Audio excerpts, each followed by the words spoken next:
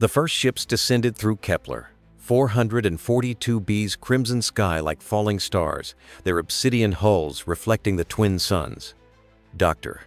Elena Vasquez pressed her face against the observation deck's reinforced glass, watching humanity's newest chapter unfold. After decades of interstellar travel, they had finally found a world teeming with intelligent life. The Ryonians emerged from their vessels with an otherworldly grace-tall, luminescent beings whose skin shifted between silver and gold like liquid metal. Their leader, who introduced himself as Archon Vex through a translation device, spoke in harmonious tones that seemed to resonate directly in human minds. "Welcome, travelers from the distant blue world," Vex announced to the gathered human delegation. "We have watched your journey across the void with great interest.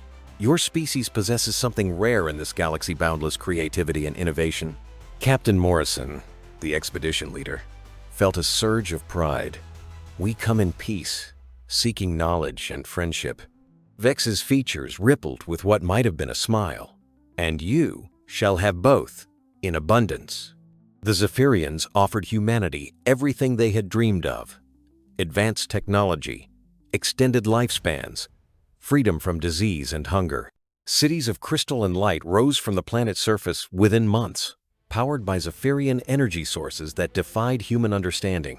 Humans were given comfortable quarters, laboratories equipped with instruments beyond their imagination, and access to libraries containing the knowledge of 1,000 civilizations.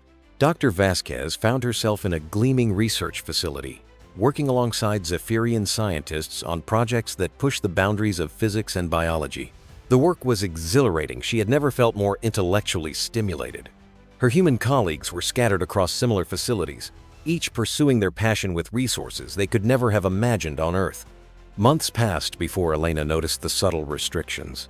Humans could access certain areas of the city only during designated hours.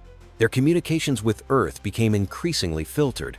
When she tried to leave her assigned sector to visit a colleague, a gentle but firm Zephyrian guide redirected her back to her quarters. "For your safety," the guide explained with that same harmonious tone. "The atmospheric conditions in other sectors are not calibrated for human physiology." It was Dr. Chen who first whispered the word that no one wanted to acknowledge: slavery. But this wasn't the brutal bondage of human history. The Zephyrians had perfected something far more insidious: a gilded cage that exploited humanity's greatest strength. Elena began to understand the true nature of their situation when she discovered her research was being immediately transmitted to Zephyrian military installations. Every human innovation, every creative solution, every burst of ingenious problem-solving was harvested like fruit from a tree. The Zephyrians had collected the most creative species they could find and created the perfect conditions for intellectual productivity. The humans were not whipped or chained. They were treasured, pampered, and kept comfortable. But they were prisoners nonetheless, their minds mined for ideas that would advance Zephyrian civilization while their own species remained scattered and dependent. As Elena stared at her latest breakthrough, a revolutionary energy storage system that would transform warfare, she finally understood Archon Vex's initial words. Humanity's creativity wasn't a gift to be celebrated, it was a resource to be exploited. The most ingenious slaves in the galaxy were those who loved their work too much to realize they were enslaved at all.